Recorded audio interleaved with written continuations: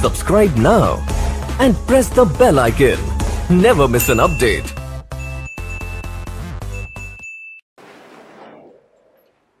जी, आज के लेक्चर का आगाज़ करते हैं। आज हमारा पहला लेक्चर है कैफ 3 बिजनेस लॉ का। आज के लेक्चर में एक तरह से ओरिएंटेशन लेक्चर है।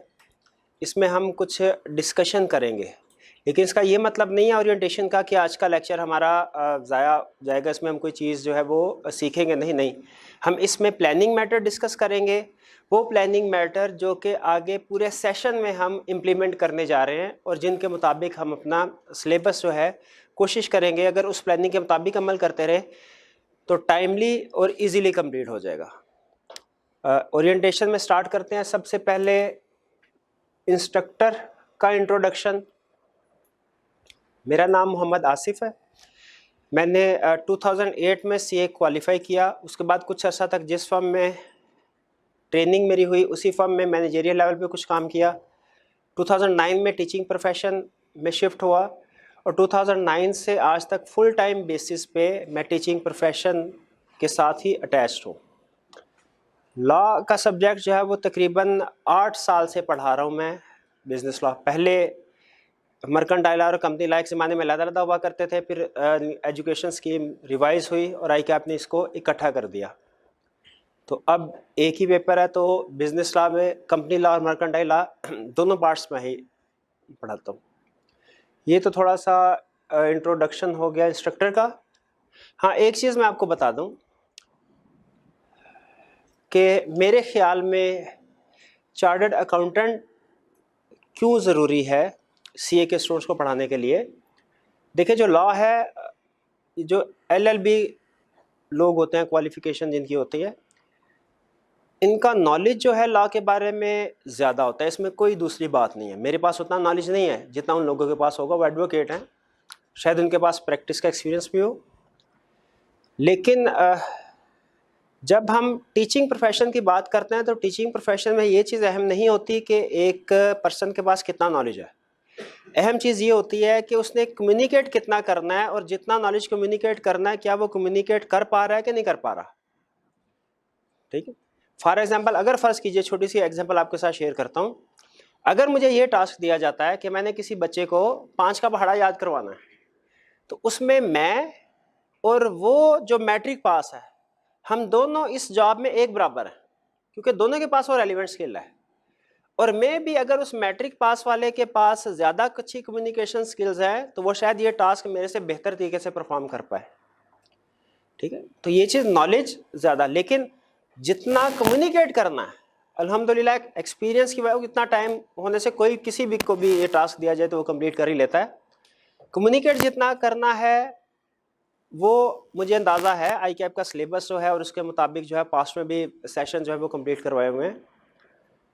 एक चीज़ जो मेरे ख्याल में मैं समझता हूँ, मेरी जनरल प्रिजम्पशन है कि सीए के स्टूडेंट को कोई भी सब्जेक्ट हो, चाहे वो क्वांटिटेटिव मेथड क्यों ना हो, मैथ का सब्जेक्ट क्यों ना, वो एक चार्टर्ड अकाउंटेंट को पढ़ाना चाहिए।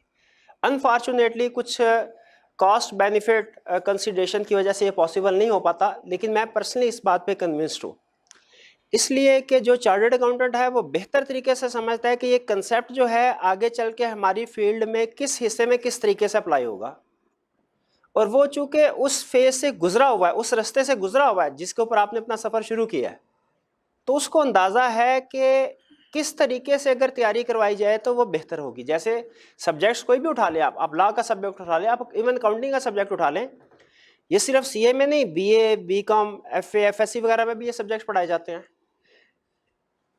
लेकिन वहाँ पे जो टेस्टिंग का लेवल होता है और सीए में जो टेस्टिंग एग्जामिनेशन का लेवल होता है, इसमें ज़मीन और आसमान का फ़र्क होता है।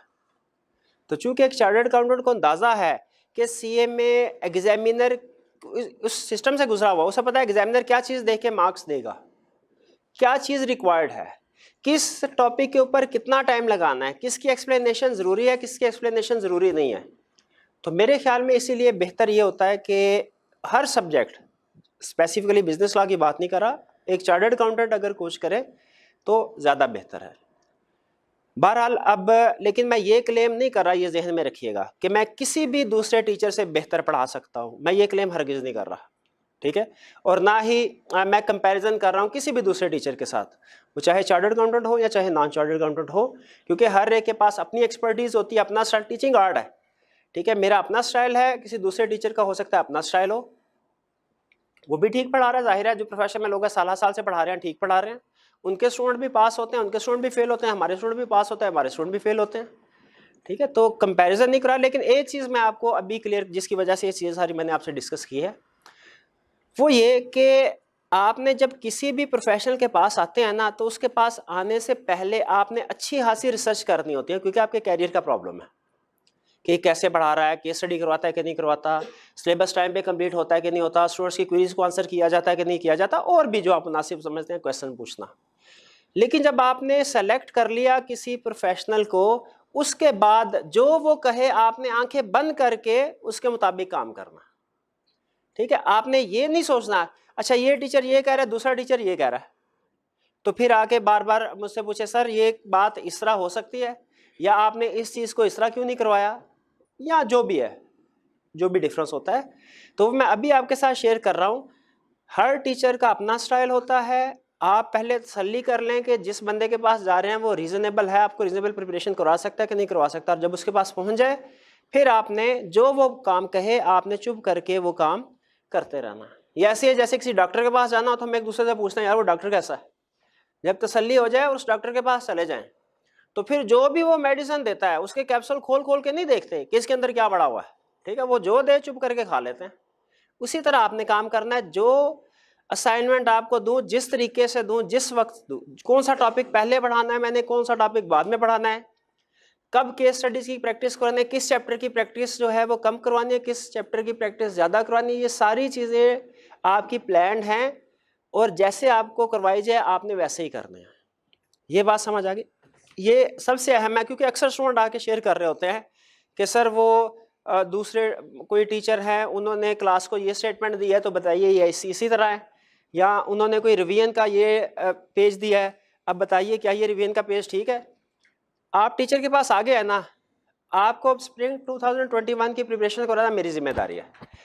सिलेबस में 1% भी चेंज आता है आपको परेशान होने की जरूरत नहीं है, हम यहाँ में मौजूद है और इसी काम के लिए मौजूद, हमारा काम यही है कि सिलेबस में जो भी चेंज आए उसको अंडरस्टैंड करना, देखना क्या चेंज है, किस तरीके से टेस्ट होगा, और आपको उसके मुताबिक तैयारी करवाना। आपको परेशान होने की जरूरत नहीं है, क्योंकि लॉ है ना, उसमें चेंजेस आती रहती हैं, पिछले सेशन में भी इसी तरह हुआ है। तो हर चेंज आने के बाद आप परेशान हो जाए कि पता नहीं इस चेंज में क्या ऐसा आ गया है, हमने क्या करना है, क्या नहीं करना था जो कर लिया। ये सारी चीज़ें, सारी कैलकुलेशन आपका टीचर कर रहा होगा, आपने सुकून, ये आपका काम नहीं है, ये जिम्मेदारी मेरी है। आपकी जिम्मेदारी सिर्फ इतनी है कि जो काम जैसे आपको कहा जाए आपने उसको वैसे तरीके से ही करना है, ठीक है। कोई ऐसी इन्फॉर्मेशन अगर आपको मिली है जो आपको ज़्यादा डिस्टर्ब कर रही है फॉर एग्जांपल, वो आप शेयर कर सकते हैं, मैं उसका आंसर आपको बताऊंगा, लेकिन उसको फिर आपने उसको डाउटफुल होकर नहीं देखना। मुझे अगर जिस चीज़ का पता होगा मैं क्लियरली आपको कह दूंगा मुझे इस चीज़ का पता है और ये चीज़ इस तरह, जिसका नहीं पता होगा आपको बता दूंगा, इसका मुझे कंफर्म नहीं है, 1-2 दिन बाद आपको कंफर्म करके बता दूंगा, ठीक है। लेकिन हमारी भी प्रोफेशन पे नज़र होती है क्या हो रहा है, किस जगह पे प्रोफेशन में सेट क्या चेंजेस आ रही है, क्या नहीं आ रही है, क्या एक्सपेक्टेड है, ठीक है। वो चीज़ें सारी हमारे नज़र में होती हैं, और जैसे जैसे चेंजेस आती हैं हम आपको करवाते जाते हैं, आपको कतन इस बारे में परेशान होने की ज़रूरत नहीं है। क्लियर हो गई ये बात? अब आते हैं सब्जेक्ट की तरफ। सब्जेक्ट का इंट्रोडक्शन या सब्जेक्ट के बारे में जानना आपके लिए ज़्यादा ज़रूरी है। प्रोबेबली आप में से अक्सर स्टूडेंट्स पहली दफ़ा इस अटेम्प्ट में पहली दफ़ा कैफ के एग्जामिनेशन दे रहे हैं, इसी तरह। अच्छा, एक गलत फहमी तो दूर कर लीजिए कि CA AFC से स्टार्ट होता है, CA AFC से स्टार्ट नहीं होता, ठीक है। हमारे ज़माने में एक एंटी टेस्ट हुआ करता था, अब एंटी टेस्ट नहीं होता, अब उसकी जगह पे ये कोई इक्विवेलेंट है AFC का टेस्ट। असल में CA स्टार्ट होता है कैफ लेवल से, वो इसलिए मैं आपको कह रहा हूँ कि आप ये समझ रहे होंगे मैंने तो एक अटेम्प्ट में 4 पेपर दे दिए, चारों पास हो, CA तो बहुत आसान है। नहीं, ये सिर्फ एक एंटी टेस्ट की हद तक है, और इसमें भी जो कंसेप्ट्स थे, जो सब्जेक्ट्स थे, वो ऐसे थे जो अक्सर स्टूडेंट्स ने पहले पढ़े हुए थे। वो मैथ होता है, कोई इंग्लिश होती है शायद, इसी तरह कोई IT का थोड़ा बहुत शायद कंसेप्ट्स होते हैं, ये पहले काफ़ी हद तक आप लोगों ने पहले कवर किए होते हैं। इंक्रीमेंटल एफर्ट आपकी बहुत कम होती है AFC में, तो इसके रिजल्ट को ये ना समझिए कि ये सीए का ट्रू रिप्रेजेंटेटिव है, ये ट्रू रिप्रेजेंटेटिव नहीं है। एएफसी का हमें भी अंदाजा 80-90% रिजल्ट होता है, 100 में से कोई 80-90 बच्चे पास हो जाते हैं और कैफ में आ जाते हैं, लेकिन कैफ में इस तरह नहीं होता। ठीक है, एक तो ये कि आपका जो एएफसी में सारे का सारा एमसीक्यूज बेस्ड पेपर था और वो कंप्यूटर पे होते थे, लेकिन कैफ में सारे के सारे पेपर आपके रिटन होंगे। कुछ सब्जेक्ट्स में एमसीक्यूज आएंगे, कुछ सब्जेक्ट्स में एमसीक्यूज नहीं आएंगे, कुछ में ज्यादा होंगे, कुछ में कम होंगे, लेकिन सारे का सारा होगा रिटन। अच्छा, एक चीज मैं पहले लेक्चर में स्टूडेंट्स को क्लियर कर देता हूं कि ये सब्जेक्ट क्या है। ठीक है, ये सब्जेक्ट क्या, और ये मैं अपने खुद से नहीं बल्कि आईकैप के जो स्टैटिस्टिक्स हैं उनको सामने रख के आपके साथ शेयर कर रहा हूं। इनमें से कुछ स्टैटिस्टिक्स आईकैप की वेबसाइट पे भी अवेलेबल है, जो पुराने होंगे वो हम लोगों ने डाउनलोड करके संभाल के रखे होते हैं, पता होता है आगे चल के हमने रेफरेंस देना है। तो अगर आप इसको कंफर्म करना चाहे, कंफर्म कर सकते हैं आपकी वेबसाइट से भी, और टीचर के पास भी आ सकते हैं, आपको इंशाल्लाह वैलिडेट कर दिया जाएगा, ये दिखा दिया जाएगा। ये है क्या फिगर्स। आईकैप हर अटेम्प्ट में पेपर लेता है, उसके बाद पेपर लेने के बाद रिजल्ट आता है आपका, उसके बाद आईकैप सजेस्टेड सॉल्यूशन शेयर करता है उस अटेम्प्ट के। ठीक है, शायद एएफसी में आपके पास पास्ट पेपर्स नहीं अवेलेबल होते थे, सिर्फ वो कोई रिवीजन वगैरह के लिए कोई क्वेश्चन दे दिया करते थे, हाँ जी क्विज वगैरह होते थे। पास्ट पेपर आईकैप शेयर नहीं करता क्योंकि वो लिमिटेड सा उनके पास डाटा बैंक आपके साथ शेयर कर देंगे, टेस्ट क्या करेंगे फिर। तो वो पास्ट पेपर्स, लेकिन कैफ में आपको हर सब्जेक्ट के पास्ट पेपर्स अवेलेबल होंगे, उनके सजेस्टेड सॉल्यूशन भी अवेलेबल होंगे। जब सजेस्टेड सॉल्यूशन इशू करता है, फिर उसके बाद एग्जामिनर कमेंट्स भी इशू करता है क्या। ये एग्जामिनर कमेंट्स क्या होते हैं भला। आपने या आपके सीनियर जिन्होंने अटेम्प्ट किया पेपर, आईकैप हर पेपर, हर अटेम्प्ट के हर पेपर और हर पेपर के हर क्वेश्चन में एक डॉक्यूमेंट इशू करता है एग्जामिनर कमेंट्स के नाम से, जिसमें क्वेश्चन वाइज लिखा होता है कि इस क्वेश्चन में स्टूडेंट्स ने क्या क्या गलतियां की है। ठीक है, क्या क्या गलतियां की है। पहले लेक्चर में इसलिए बता रहा हूं, अक्सर स्टूडेंट को ये पता नहीं होता, और जितनी अहम ये डॉक्यूमेंट है ना आपके पूरे सेशन में, इससे अहम और कोई डॉक्यूमेंट नहीं है एग्जामिनर कमेंट्स। लेकिन एक चीज ज़हन में रखें, ये अभी आप पढ़ेंगे तो आपको इतना फायदा नहीं होगा। ये एग्जामिनर कमेंट्स उस वक्त फायदा देते हैं जब आपने कोई टॉपिक या सिलेबस कंप्लीट कर लिया हो। आपको उस वक्त आपको अंदाजा होगा कि आप जो एरर्स आइडेंटिफाई करता है उस वक्त आप उसको समझने के काबिल होंगे। लेकिन इसकी पूरे सीए में आदत डालिए एग्जामिनर कमेंट्स को पढ़ने की, इससे आपको जितना फायदा होगा मेरी असेसमेंट के मुताबिक और किसी चीज से इतना फायदा नहीं होता। एग्जामिनर कमेंट्स में थी आईकैप में।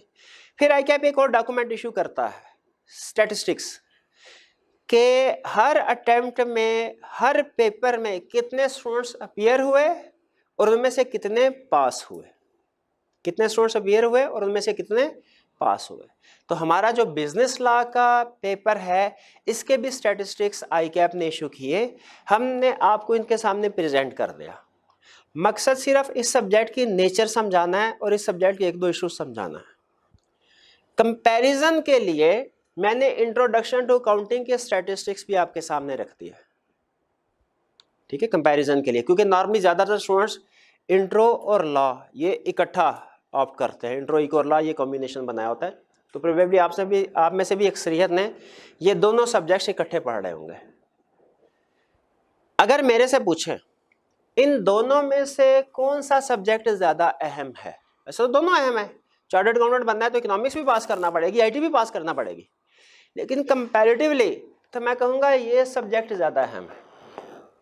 क्योंकि आप, हालांकि मेरा सब्जेक्ट नहीं है ये, मेरा सब्जेक्ट ये है, लेकिन ये मैं क्यों कर, क्योंकि मैं चार्टर्ड अकाउंटेंट हूँ। मुझे पता है कि आपने चार्टर्ड अकाउंटेंट बनना है, चार्टर्ड लॉयर नहीं बनना, और इसके लिए अकाउंटिंग की बेस स्ट्रांग होनी चाहिए। ठीक है, आगे चल के अकाउंटिंग के मजीद आपने सब्जेक्ट्स पढ़ना है। लॉ एक ही दफ़ा पढ़ना है, अगर पास हो गया इसके बाद लॉ नहीं पढ़ना कैफ लेवल पे। तो इंट्रोडक्शन टू अकाउंटिंग ज़्यादा है, लेकिन आपको ये बताने की ज़रूरत नहीं है कि आपने इस पे कितना टाइम लगाना, क्योंकि एवरेज स्टूडेंट ऑलरेडी इसको अहम समझते हुए इसको ज़्यादा टाइम देता है। देखिए ये अहम है, लेकिन इसके अहम होने से ये गैर अहम नहीं हो जाता। ठीक है, आपके स्टैटिस्टिक्स आपके सामने है, इन स्टैटिस्टिक्स में एक मैसेज है, मैं मैसेज बाद में आपके साथ शेयर करूंगा, पहले नंबर शेयर करता हूं। लेटेस्ट अटेम्प्ट, इंट्रो में पासिंग परसेंट 33%, लॉ में 29, प्रीवियस 34, 23, 48%, 21, 48%, 14%, 37, 18, 35, 20। आप खुद देख लीजिए, यहाँ पे फिर भी गैप कुछ रिसेंट ट्रेंड में क्लोज है, लेकिन अगर पीछे चले जाएं तो आधो आध का फर्क है तकरीबन, रफली। इसका क्या मतलब है? क्या इसका मतलब ये है कि बिजनेस लॉ पास करना, बिजनेस लॉ एक मुश्किल सब्जेक्ट है? इसका ये मतलब नहीं है। मुश्किल जरूर है, लेकिन इंट्रो से मुश्किल नहीं है। मुश्किल है, इंट्रो से मुश्किल नहीं है। तो फिर क्या वजह है कि स्टूडेंट इधर तो पास हो रहे हैं, इधर नहीं हो रहे? इसलिए कि ये सब्जेक्ट मुश्किल नहीं है, इसको पास करना मुश्किल है। क्यों पास करना मुश्किल है? स्टूडेंट इस पे टाइम नहीं लगाते, समझते हैं थ्योरेटिकल सब्जेक्ट है, एक दफा क्लास ले लेंगे, रटा वगैरह लगाएंगे, खत्म कहानी, पास। ऐसे नहीं होगा। ठीक है, हर सब्जेक्ट की एक स्पेशलिटी होती है। जैसे अकाउंटिंग की स्पेशलिटी है नंबर, कैलकुलेटर। आपका कैलकुलेटर पे हाथ चल गया, नंबर्स के साथ कंफर्टेबल है, काउंटिंग क्लियर है आपकी। ठीक है, हर सब्जेक्ट की एक होती है ना। बिजनेस लॉ में जो इसकी स्पेशलिटी है वो है केस स्टडीज। और ज्यादातर हमारा जो पाकिस्तान का एजुकेशन सिस्टम है इंतहाई फारग है, इंतहाई फारग है। ठीक है, जो FA BA वगैरह होते हैं, मैंने ICOM भी किया, BCom भी किया, इवन ICOM में मैं गोल्ड मेडलिस्ट था, लेकिन उसके बावजूद मैं ये कह रहा हूँ इंतहाई फारग सिस्टम है। हमारे बच्चे को कुछ भी नहीं सिखाया जाता, सिर्फ रट्टा लगा, एक काम लगाया, रट्टा लगाना सिखाया जाता है। थ्योरी है तो रट्टा लगाओ, न्यूमेरिकल है तो सिलेक्टिव स्टडी करके चंद एक टॉपिक के कुछ क्वेश्चन करवा दिए, ये करो पास हो जाओगे। और इस तरह होता भी है। तो हमारे यहाँ जो O लेवल A लेवल के स्टूडेंट्स होते हैं, कंपैरेटिवली उनकी बेहतर परफॉर्मेंस होती है, उनका माइंड थोड़ा शार्प होता है। लेकिन जो तो स्टूडेंट हमारे इस चीज़ को शुरू में ही समझ आते हैं कि नहीं भाई जो FA BA वगैरह में पढ़ा था वो उधर रह गया, अब CA की तैयारी डिफरेंट है, इसकी तैयारी इसके मुताबिक करनी है, वो पास हो जाते हैं, उनमें पासिंग रेशो ज़्यादा होती है। लेकिन जो स्टूडेंट ये समझता है नहीं नहीं लॉ तो मैंने उधर भी पढ़ा, BCom BA में भी पढ़ा हुआ है, ठीक है, MBA फॉर एग्जाम्पल किया उसमें भी पढ़ा हुआ है, इसमें क्या साइंस है? कोई साइंस नहीं है। ठीक है, वो जब पेपर आता है तो फिर उन्हें पता चलता है कि एग्जामिनेशन स्टाइल डिफरेंट है। अब ये नंबर जो है बिजनेस लॉ, जैसे मैंने बताया, मुश्किल नहीं है, ठीक है, लेकिन इसे पास करना मुश्किल है। दो रीजन। पहली रीजन क्या है? स्टूडेंट इसको इसकी ड्यू इंपॉर्टेंस नहीं देते, वेटेज नहीं देते। वो इसको 3 घंटे पढ़ लेगा, इसको भी आधा घंटा होगा ना, बोर हो जाएगा, वो छोड़ देगा। हर थ्योरी के पेपर के साथ इसी तरह है, वो बोर हो जाएगा, वो थोड़ा सा रटा लगा के कहेगा चले बस ठीक है बाकी एंड में कर लें। बल्कि एक स्टूडेंट तो मैं अक्सर उसके एग्जाम्पल याद आ जाता है, कोई बात, मैंने कहा यार तुम पढ़ते क्यों नहीं हो? कहता सर पढ़ूंगा ना। मैंने कहा कब? कहता आखिरी महीने में। अरे शाबाश, अभी क्यों नहीं पढ़ते? कहता सर थ्योरी है, अभी पढ़ा तो ज़हन से निकल जाएगी, या तो फिर आखिरी महीने ही करनी है, तो पहली दफ़ा भी आखिरी महीने में याद करूंगा, ताकि ताज़ा ताज़ा याद किया होगा ना, ज़हन से निकलेगा नहीं। अभी किया ना तो भूल जाएगा, ज़हन से निकल जाएगा। शाबाश। मैंने कहा भाई रिवीजन किस चीज़ का नाम है? रिवीजन इसी चीज़ का तो नाम है। आखिरी महीने में तो आप पे दूसरे सब्जेक्ट का बर्डन भी ऐड हो जाएगा, उस वक्त नहीं कर सकेंगे। आखिरी महीने में याद रखें, आप नई चीज़ नहीं सीख सकते। नई चीज़ सीखने के ना पीस ऑफ माइंड चाहिए होता है, फ्रेश माइंड चाहिए होता है। आखिरी महीने में जब हर जगह पे हर सब्जेक्ट का बर्डन ऐड होता है, फ्रेश माइंड नहीं रहता, एग्जॉस्ट हो चुका होता है। उस वक्त आप रिवीजन भी कर लें तो बड़ी बात है, नई चीज़ें तो दूर की बात।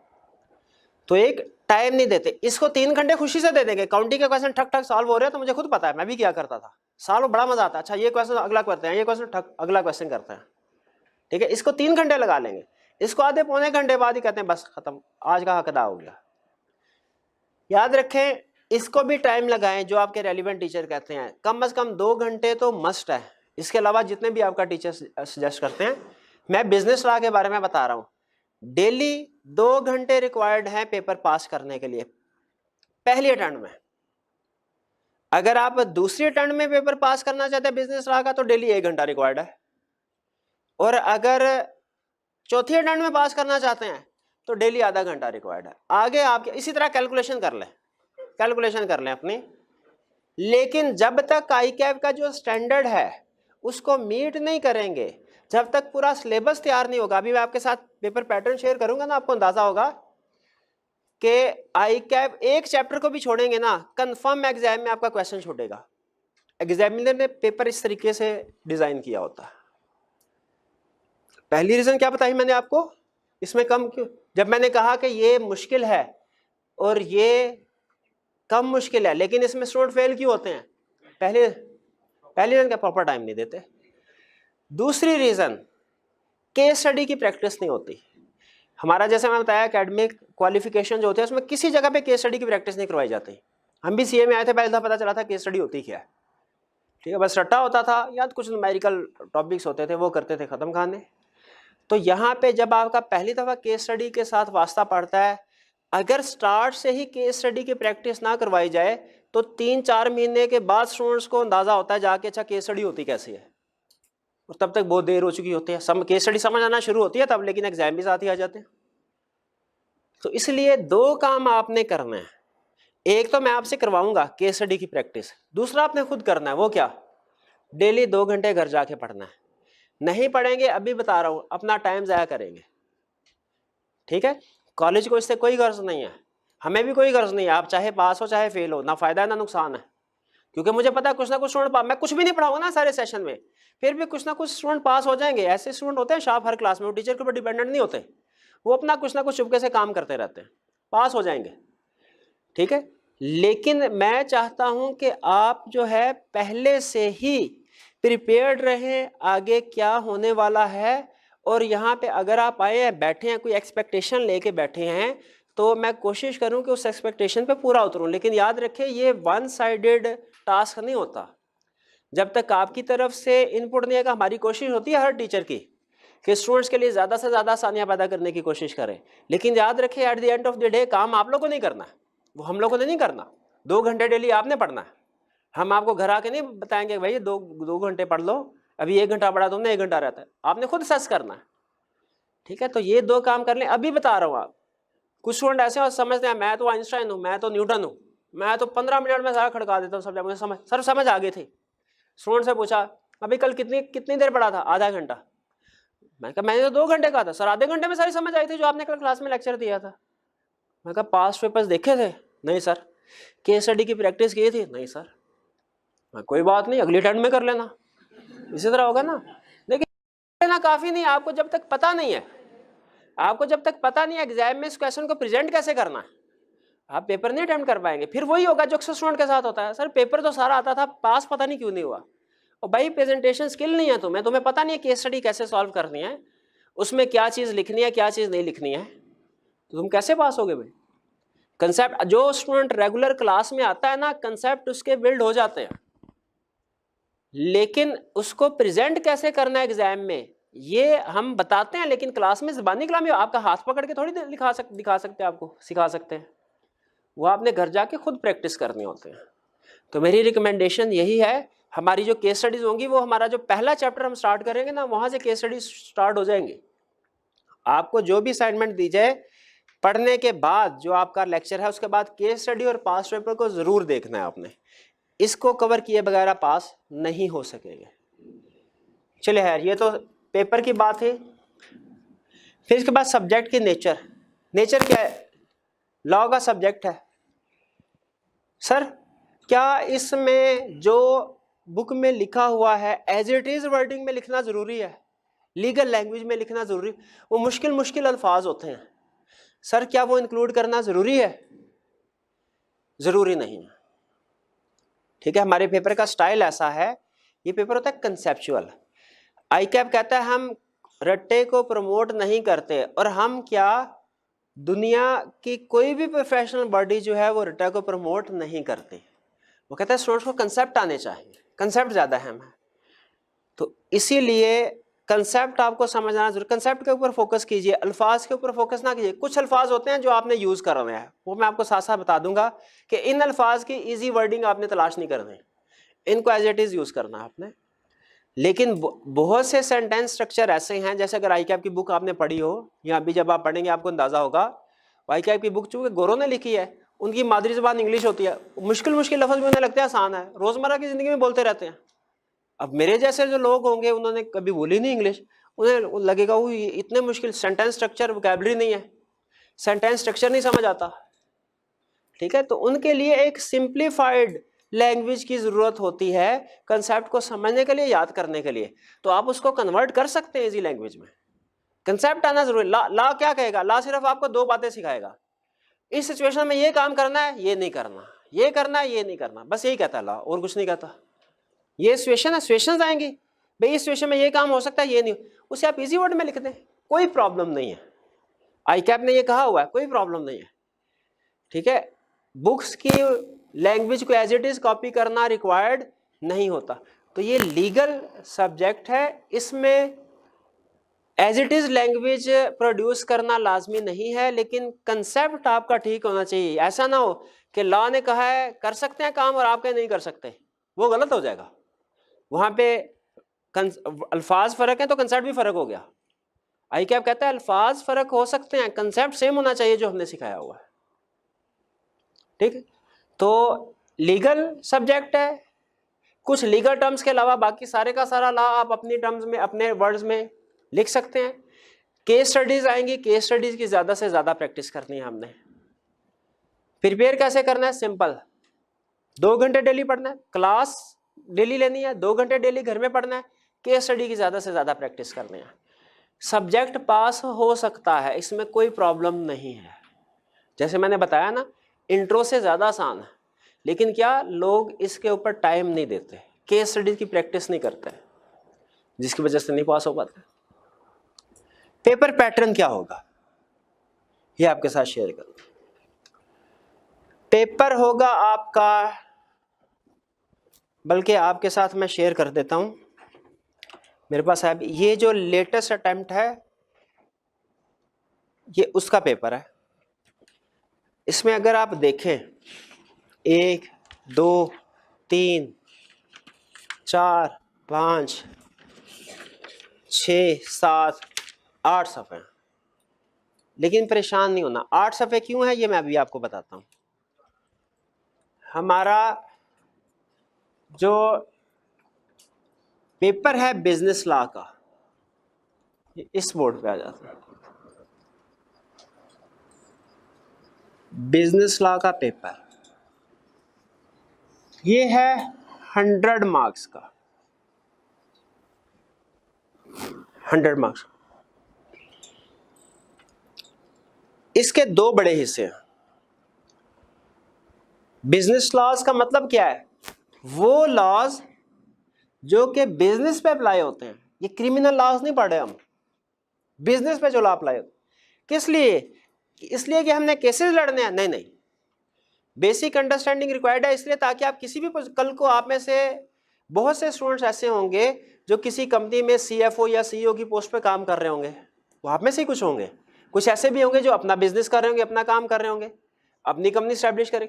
तो आपको पता होना चाहिए कि किस बिजनेस पे कौन से लॉज अप्लाई करते हैं, होते हैं, ताकि जब आप लोगों के साथ डीलिंग कर रहे हो तो आप जो भी ऑफर कर रहे हैं लोगों को, जो भी एग्रीमेंट वगैरह कर रहे हैं, आप उसकी लीगल इम्प्लीकेशन का पता हो कि अगर मैंने ये काम इस तरीके से नहीं किया तो मुझे क्या नुकसान हो सकता है, मुझे क्या पेनल्टी पे करना पड़ सकती है, ठीक है। तो बिजनेस लॉज आपने स्टडी किया होगा शायद कि बिजनेस की किसी जगह 3 टाइप्स होती हैं, सोल प्रोप्राइटरशिप, पार्टनरशिप और कंपनी। ये इस तरह की बात कहीं पढ़ी है? जो बिजनेस ऑर्गेनाइजेशंस होती हैं उनकी 3 किस्में होती हैं, सोल प्रोप्राइटरशिप, पार्टनरशिप और कंपनी। तो हमारा जो पेपर है उसके 2 बड़े हिस्सों में उन्होंने डिवाइड किया है। एक मर्केंटाइल लॉ, मर्केंटाइल लॉ, और दूसरा कंपनी लॉ। 50-50% वेटेज है। मर्केंटाइल लॉ रिलेट करता है नॉर्मली सोल प्रोप्राइटरशिप और पार्टनरशिप्स पे जो लॉ एप्लीकेबल होते हैं, कंपनी लॉ रिलेट करता है जो company form of business organisation होती है उससे रिलेटेड लॉज। 50 मार्क्स ये, 50 मार्क्स ये, लेकिन आपके पेपर के 2 हिस्से नहीं हैं, 3 हिस्से उसने कर दिए हैं। एक अटेम्प्ट पहले तक 2 हिस्से थे, उसे 3 कर दिए। रीजन सुन लीजिए क्यों। स्टूडेंट करते हैं सिलेक्टिव स्टडी। जब आप देखेंगे इसमें 50 मार्क्स का है, लेकिन मर्केंटाइल लॉ की निस्बत कंपनी लॉ हाफ है, ठीक है, आधा पोर्शन। यानी फर्ज कीजिए कि अगर इसके 350 सफ़े हैं मर्केंटाइल लॉ के, तो इसके होंगे 160-70 के करीब। स्टूडेंट ने फार्मूला क्या बनाया हुआ था कि कंपनी लॉ सारा याद कर लो, मर्केंटाइल लॉ में ये 1, 2, 3, ये 3 वाले चैप्टर है, एक शुरू वाला 2 एंड वाले, ये कर लो, पेपर पास है। इसमें से 80 नंबर का पेपर आ जाएगा। और पेपर पास नहीं हुआ करता था फिर भी, लेकिन काफ़ी स्टूडेंट कुछ ऐसे होते थे जो पास हो भी जाते थे। आई कैप एक प्रोफेशनल बॉडी है, इसने सिलेक्टिव स्टडीज़ को डिस्करेज करती है। इन्होंने क्या किया, इन्होंने कहा अच्छा चेंज करते हैं paper pattern. Paper pattern change करके क्या किया उन्होंने, 3 हिस्से बनाए पेपर के। 100 मार्क्स का पेपर, उसके 3 हिस्से। एक किया MCQs, इसके मार्क्स हैं 30 मार्क्स। इतने ज्यादा MCQs और किसी पेपर में आई कैप ने नहीं डाले जितने इसमें डाले। रीजन क्या है, स्टूडेंट सिलेक्टिव स्टडी ना करें। अब अगर आप एक चैप्टर भी छोड़ेंगे ना, एक चैप्टर, आपका 2 नंबर का यहाँ पे तो क्वेश्चन कंफर्म छूटेगा 2 नंबर का। इसके अलावा यहां से भी क्वेश्चन छोड़ सकते हैं, ठीक है। 30 मर्केंटाइल, ये सेक्शन ए है। फिर सेक्शन बी आया मर्केंटाइल लॉ, ये सेक्शन बी है। सेक्शन ए, ये section C. Mercantile law 35 marks का है, 35 मार्क्स का। इस तरह कंपनी लॉ भी 35 मार्क्स का। अब अगेन आगे MCQs कंसेप्चुअल है सारे। मर्केंटाइल लॉ में 35 मार्क्स के पेपर को उसने मजीद, अब आगे फर्दर सेक्शन नहीं बनाए, लेकिन क्वेश्चन की नेचर उसने ऐसी रखी कि इसमें से तकरीबन 15 मार्क्स का पेपर होगा वो रटे वाला, जिसमें वो लीगल प्रोविजन पूछता है, इसको डिफाइन कर दो, ये बता दो क्या होगा, इसकी कंडीशन बता दो। और 20 मार्क्स का केस स्टडी बेस्ड, ये है रट्टा बेस्ड क्वेश्चन, और ये है केस स्टडीज, केसेस।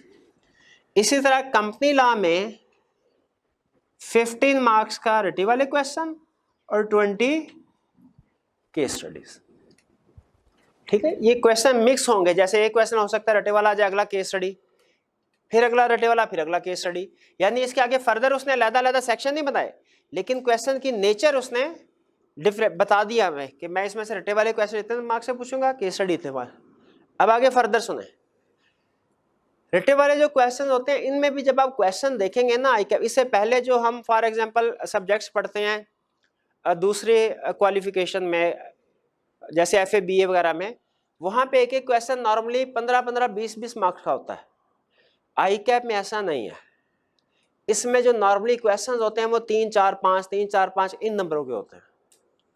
तो इस 15 मार्क्स के पेपर में भी उसने 4-5 क्वेश्चन इसके बना दिए होंगे, और फिर आगे केस स्टडी में भी डिफरेंट टॉपिक्स उसने टेस्ट किए होंगे। तो इन शॉर्ट ये है कि पेपर में उसने इस तरीके से प्लानिंग की है कि अगर आप सिलेक्टिव स्टडी करेंगे आप फारिग, फेल। अगर आप सिर्फ रटे वाले क्वेश्चन करेंगे, अब देख लें, अगर सिर्फ रटे वाले क्वेश्चन करें ना, आप केस स्टडी की प्रैक्टिस ना करें, 100% किताब का रट्टा लगा लें, आपके 30 मार्क्स आएंगे, या शायद तुक्का वगैरह लगा के MCQs में 5-7 नंबर और आ जाए, पास नहीं हो पाएंगे। उसने पेपर को इस तरीके से स्ट्रक्चर किया है कि जो स्टूडेंट सारा सिलेबस कवर करेगा और केस स्टडीज की प्रैक्टिस करेगा, वही स्टूडेंट पास हो सकता है, दूसरा नहीं पास हो सकता, ठीक है। तो ये आपका थोड़ा इंट्रोडक्शन था इस पेपर के हवाले से। और अब इसमें बेसिकली 8 पेजेस होने की रीजन ये है कि इसमें जो पहले 5 पेजेस 30 MCQs है ना, पहले 5 पेजेस पे MCQs ही हैं, ठीक है, MCQs ही हैं। और आखिरी 3 सफ़ों पे वो हमारा 70 मार्क्स के पेपर है। ठीक है, तो प्रशांत, हाँ एक चीज ध्यान में रखिएगा, AFC में आदत पड़ी होती है ना, सामने क्वेश्चन उधर ही टिक करना है।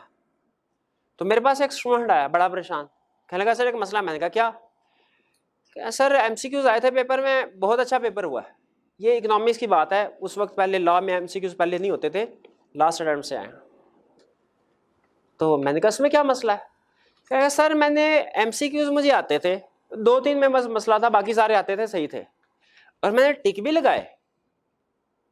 लेकिन एंड पे जब टाइम खत्म हुआ तो जो एग्जामिनर था, इन्विजिलेटर था, उसने मेरे से आंसर शीट तो ली, क्वेश्चन पेपर नहीं लिया।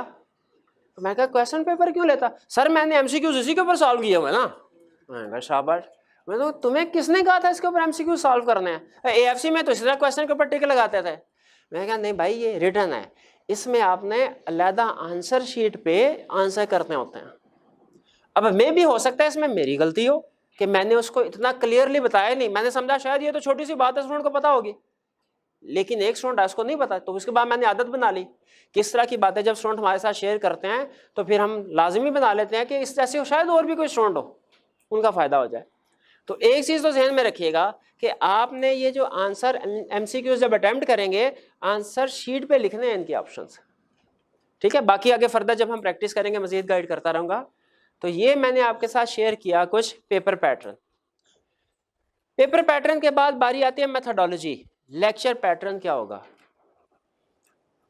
देखिए लॉ, आपको हैरानगी होगी, मैं ये बार बार ये कह रहा हूं कि लॉ डिफिकल्ट पेपर नहीं है, लेकिन इजी भी नहीं है। इजी भी नहीं है, इसको खुद से आप नहीं पढ़ सकते, खुद से नहीं समझ सकते, ये बात कंफर्म है। ठीक है, मैं इसलिए नहीं कह रहा, मैं अगर कहीं बाहर ये स्टेटमेंट दे रहा होता तो आप शायद ये कहते कि सर बच्चों को घेरने के लिए कह रहे हैं कि बच्चों आप खुद से नहीं पढ़ सकते, मेरे पास आके पढ़ो। मैं स्टेटमेंट को आप ऑलरेडी डिसाइड कर चुके हैं। ठीक है, लेकिन स्टेटमेंट मैं इसलिए दे रहा हूं कि आप ये ना समझे कि अच्छा आज मौसम खराब है, बारिश हो रही है, आज मेरा सर दर्द है कर रहा है, रात को दोस्तों के साथ बैठे थे, गपशप लगाई थी, तो आज कॉलेज जाने को दिल नहीं कर, मैं घर पढ़ लूंगा। या मैंने दोस्त से कह दिया यार तुम ऑडियो रिकॉर्डिंग कर लेना, ऑडियो रिकॉर्डिंग सुन लूंगा। ठीक है, वो इतनी ऑडियो रिकॉर्डिंग इतनी इफेक्टिव नहीं होती जितने क्लास में। जैसे अब मैंने जो भी लेक्चर में विजुअल एड के जरिए से आपको जो भी चीज़ समझाने की कोशिश कर रहा हूँ, चार्ट वगैरह बना के, जिस भी तरीके से, ऑडियो में चीज़ें कवर नहीं हो सकती, और खुद से पढ़ के तो आप बिल्कुल नहीं कवर कर सकते। तो आपने छुट्टी हरगिज नहीं करनी। ठीक है, सब्जेक्ट जो है ये क्विकली मूव करता है। CA में एक एक सब्जेक्ट के साथ ये मसला है कि इसमें टाइम कम होता है और कंसेप्ट ज्यादा है।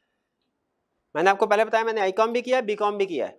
4 सालों में जितनी काउंटिंग की, 4 सालों में CA की जो पहली काउंटिंग थी ना, पहले 2 महीनों में उससे ज्यादा काउंटिंग कर ली थी।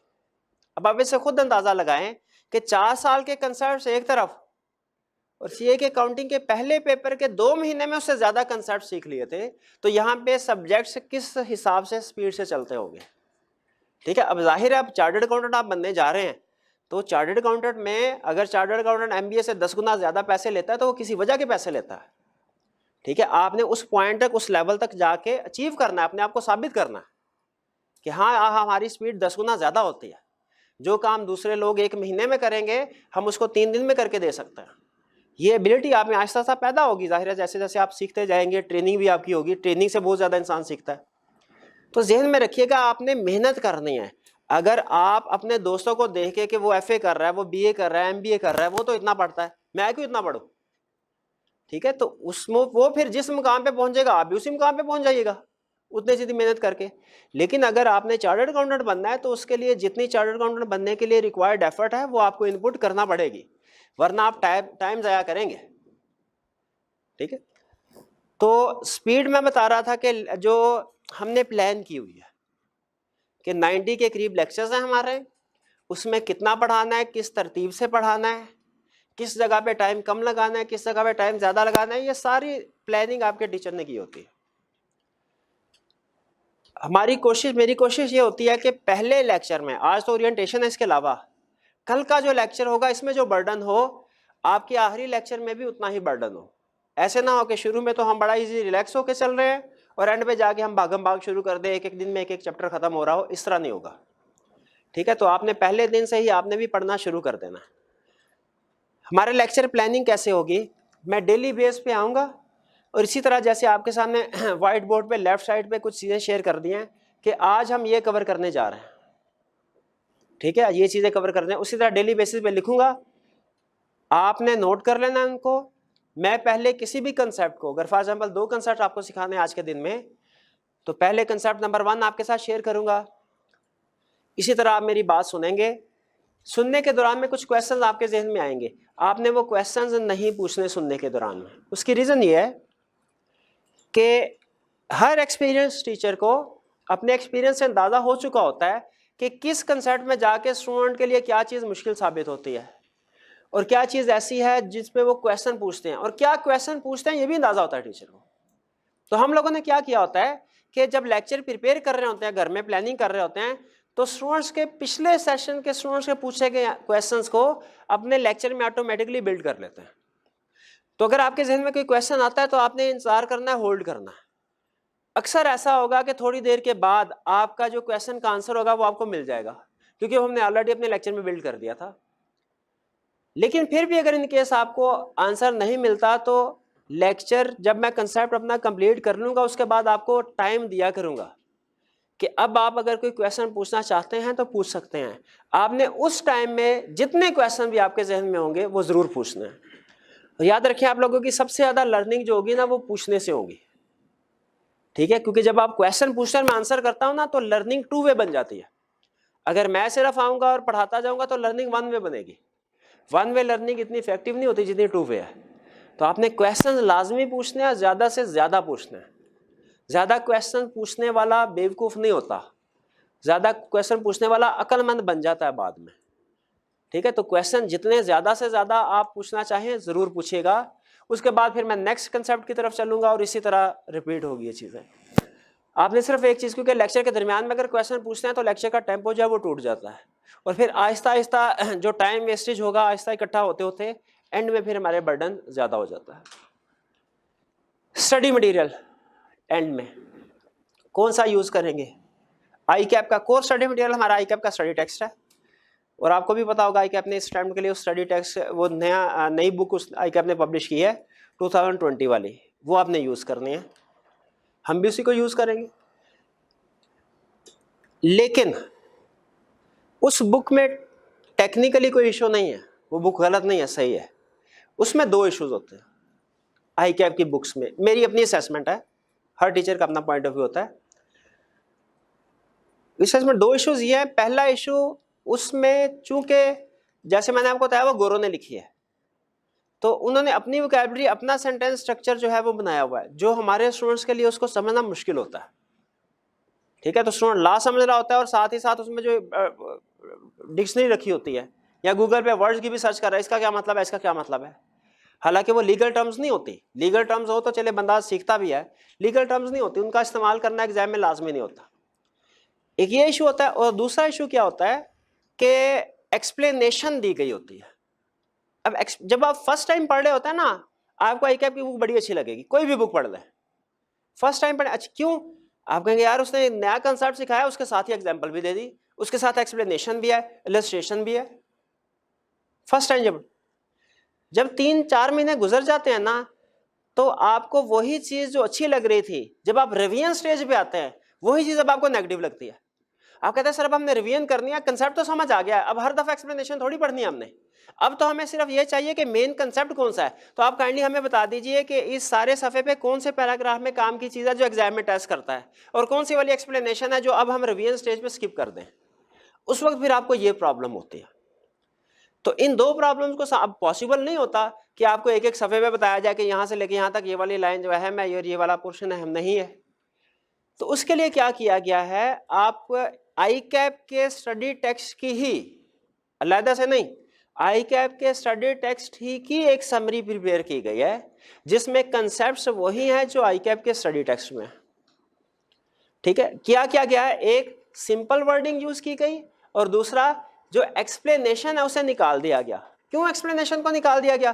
क्योंकि एक्सप्लेनेशन हम क्लास में डिस्कस कर लिया करेंगे, और अगर एक कंसेप्ट एक दफ़ा समझ में आ गया तो फिर उसको रिवाइज करने के लिए, उसकी केस स्टडी की प्रैक्टिस करने के लिए, पास पेपर के क्वेश्चन अटेम्प्ट करने के लिए वो एक्सप्लेनेशन ज़रूरी नहीं होती। वो फिर दूसरी तीसरी दफा पढ़ेंगे तो आप अपना टाइम वेस्ट कर रहे होंगे। वही रिवीजन एक चैप्टर की जो आप 1 घंटे में कर सकते हैं, अगर वो एक्सप्लेनेशन के साथ पढ़ेंगे वो 3 घंटे में रिवीजन होगी। और आखिरी दिन याद रखे, पूरे का पूरा लॉ रिवाइज करना बहुत अहम होता है। कोई भी सब्जेक्ट हो, आखिरी दिन रिवाइज करना बहुत अहम है। इसीलिए हमने क्या किया, एक समरी बनाई, समराइज वर्जन आई कैप का, उसमें से एक्सप्लेनेशन निकाल दी और लैंग्वेज इजी कर दी। फिर हमारे जहन में ख्याल आया कि आई कैप का एग्जामिनर जब पेपर बनाएगा तो फिर उसका सोल्यूशन भी बनाएगा, जिसके साथ हमारे स्टूडेंट का पेपर चेक करेगा। कहीं ऐसा ना हो पेपर वो आई कैप के स्टडी टेक्स्ट से बनाए और हमारा स्टूडेंट जिसने थोड़ी सी डिफरेंट लैंग्वेज यूज की है उसके क्वेश्चन आंसर को क्रॉस कर दे, तो बिला वजह स्टूडेंट मारा जाए। हमने आई कैप को रिटर्न ईमेल की, रिटर्न फॉर्म, हमने कहा रिटर्न फॉर्म में बात करें बेहतर है, ईमेल की कि सर अगर आप एक क्वेश्चन पूछते हैं, आपके स्टडी टेक्स्ट में आंसर डिफरेंट वर्ड्स के साथ है, स्टूडेंट उसको किसी और अल्फाज में लिखता है, आसान वर्ड में, क्या आप इस वजह से नंबर काटेंगे कि एक स्टूडेंट ने बड़ी टेक्निकल लैंग्वेज यूज की है और दूसरे ने यूज की है? तो आई कैप ने जवाब दिया, उसने सीधी इजाजत नहीं दी कि जो मर्जी यूज कर ले, बल्कि उसने कहा हम रट्टे को डिस्करेज करते हैं और दुनिया की हर प्रोफेशनल बॉडी जो है वो कोई भी रट्टे को प्रमोट नहीं करते। तो अगर स्टूडेंट किसी और लैंग्वेज में, लैंग्वेज से मुराद और अल्फाज में, लैंग्वेज इंग्लिश ही होगी, किसी और अल्फाज में क्वेश्चन का आंसर देता है तो वो सिंपल, अगर कंसेप्ट ठीक है, अगर कंसेप्ट ठीक है, वर्ड्स डिफरेंट होने से कोई फर्क नहीं पड़ेगा, वो इक्वली करेक्ट समझा जाएगा। और जिसने अगर डिफिकल्ट या कम्प्लेक्स वर्ड यूज किए हैं उसको एक्स्ट्रा मार्क्स नहीं मिलेंगे, अगर ठीक है नंबर उसको भी मिलेंगे, इजी वाले को भी, डिफिकल्ट टर्म्स यूज करने वाले को भी नंबर मिलेंगे। लेकिन दोनों के दरमियान में फर्क कोई नहीं होगा अगर कंसेप्ट ठीक है। और अगर आप पेपर का पैटर्न भी देखें ना तो एमसीक्यूज है, इनमें कौन सा रटा चलता है, केस स्टडीज है, इनमें भी रटा नहीं चलता, इनमें कंसेप्ट चलते हैं। तो इसीलिए आपने फोकस करना है कंसेप्ट्स के ऊपर, इससे फर्क नहीं पड़ता अल्फाज कौन से हैं, बेहतर है इजी अल्फाज हों, समझना याद करना आसान हो जाता है। अब सुन लीजिए, लेकिन ये लाजमी नहीं है, हम आपको नोट्स प्रोवाइड कर देंगे, ठीक है, लेकिन आपकी ऑप्शन है, आप अगर चाहें तो नोट्स से प्रिपरेशन कीजिए, अगर आप चाहें तो आई कैप के स्टडी टेक्स्ट से प्रिपरेशन कीजिए। हम यहाँ पे जब डेली बेस पे जो भी लेक्चर होगा उसमें आई कैप के स्टडी टेक्स्ट का रेफरेंस भी देंगे, ताकि जो स्टूडेंट स्टडी टेक्स्ट को यूज़ करना चाहे वो स्टडी टेक्स्ट को यूज़ करें, जो समरी यूज़ करना चाहे उसकी समराइज नोट्स वो उनको यूज़ करें। लेकिन मेरी सजेशन है, एक तो ये कि आप कम से कम एक चैप्टर ज़रूर कंपेयर करें दोनों में, कि आई कैप की बुक से मैंने ये चैप्टर प्रिपेयर किया, मुझे कितना टाइम लगा, समराइज नोट्स जो है हमारे, इससे ये चैप्टर प्रिपेयर किया, कितना टाइम लगा, और फिर खुद से वैल्यूएशन कीजिए दोनों में से कौन सी चीज़ बेहतर है। आप प्रोफेशनल लेवल के स्टूडेंट है, आपको अंदाज़ा हो जाता है कि यार चीज़ें यही हैं कि फ़र्क है, और ख़ास तौर पे पास पेपर जब आप अटेम्प्ट करेंगे उस वक्त आपको और बेहतर तरीके से अंदाज़ा होगा। एक दफ़ा दोनों सोर्सेज में से सैंपल सेलेक्ट कर लें एक एक चैप्टर का, फिर जो आपका दिल हो वो करें। लेकिन याद रखें, एक दफ़ा जब आपने सिलेक्शन कर ली ना कि मैंने इस सोर्स से पढ़ना है, आपने फिर ड्यूरिंग सेशन उसको चेंज नहीं करना, ठीक है, क्योंकि सोर्स एक से पढ़ें दूसरे से पढ़ें दोनों ठीक है, ठीक है, आपका जहां पे आपका दिल मुतमिन हो आप उसको, लेकिन जब दरमियान में अगर चेंज करेंगे वो आपके लिए ज्यादा मुश्किल का बायस बनेगा। आधी अप्रोच एक के मुताबिक होगी, आधी अप्रोच दूसरे के मुताबिक, ठीक है जी। तो जो मटेरियल हम यूज करेंगे क्लास में वो आपको नोट्स वगैरह प्रोवाइड कर दिए जाएंगे। क्लास में मेरा काम होगा आपको कंसेप्ट समझाना, और मैं आपको बता दूंगा कि हमारे नोट्स में ये कंसेप्ट किस जगह पे है और आई कैप की बुक में ये कंसेप्ट किस जगह पे है। आगे आपने सोर्स सिलेक्शन खुद करनी है। मेरी सजेशन यह है कि आई कैप की बुक की तरफ ना आ जाए, जिंदगी आपकी आसान होगी। लेकिन अगर आप जाते हैं, मुझे टेंशन, मुझे कोई परेशानी भी नहीं है, ठीक है, आप बिल्कुल बेफिक्र होकर यूज कर सकते हैं, वो भी ठीक है। उसको पढ़ के भी स्टूडेंट पास होते हैं और हमारे नोट्स को पढ़ के भी फेल होते हैं, गारंटी कोई नहीं है, गारंटी कोई नहीं है। करना काम आपने, हमने तो ज्यादा से ज्यादा आपकी जिंदगी आसान करने के लिए थोड़ा सा काम कर दिया। अब जैसे मैंने कहा at the end of the day काम आपने करना है, काम करेंगे तो किसी भी सोर्स से पढ़े पास हो जाएंगे, काम नहीं करेंगे तो किसी भी सोर्स से पढ़े पास नहीं हो सकेंगे। फर्क सिर्फ यह है कि थोड़ी सी जिंदगी आसान हो जाती है, वो थोड़ा सिंप्लीफाइड वर्जन है, बाकी आपकी मर्जी है। तो ये थे हमारी ओरिएंटेशन। आज हमने टेक्निकल कंसेप्ट, लीगल कंसेप्ट कोई नहीं पढ़ा, लेकिन आपने ये नहीं सोचना कि हमने टाइम ज़ाया किया। इसमें हमने जो चीज़ें डिस्कस की हैं, और ख़ास तौर पे ये जो टेबल सा मैंने बनाया है, ये आपके जहन में रहना चाहिए हमेशा।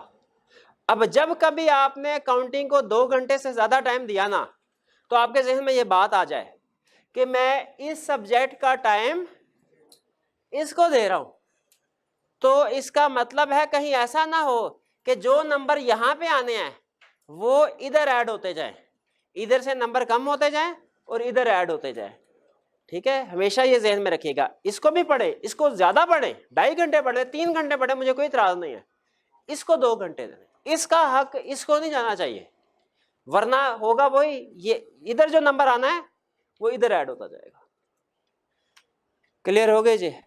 चलिए, कोई क्वेश्चन पूछना चाहते हैं तो पूछ लीजिए। कोई क्वेश्चन नहीं? इस तरह तो हमारा सिलेबस बहुत जल्दी खत्म हो जाएगा। कुछ ना कुछ पढ़ जी। लाख, अच्छा हाँ, जो हमारे नोट्स हैं उनकी आई कैप ने अपनी बुक जो है वो लॉन्च कर दी है। हमारे नोट्स इंशाल्लाह 10 दिन के अंदर आ जाएंगे। ठीक है, 10 दिन के अंदर वो बुक फॉर्म में अवेलेबल होंगे इंशाल्लाह। और कोई क्वेश्चन? मेरे भाई को रात को नींद आई थी।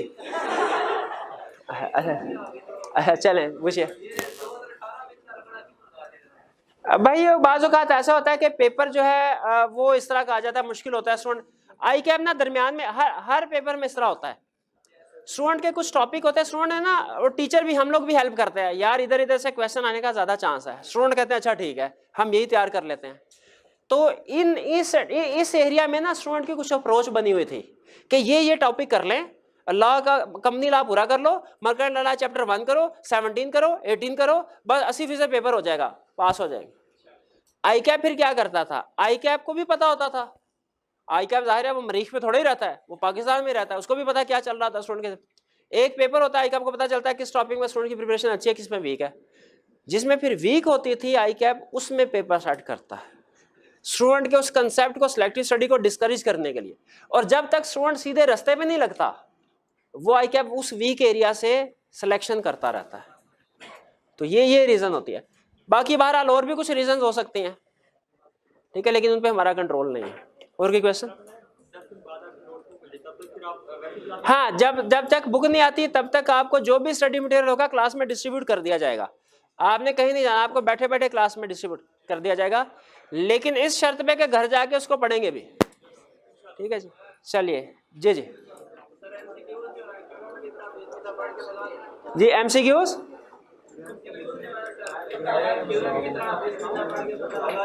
जी, जो एमसीक्यूज ना आते हो बिस्मिल्लाह पढ़ के क्यूएम की तरह लगा दीजिए। हाँ, अल्लाह खैर करेगा। चलिए जी, आज का लेक्चर यहाँ पे ख़त्म करते हैं। अल्लाह हाफिज़।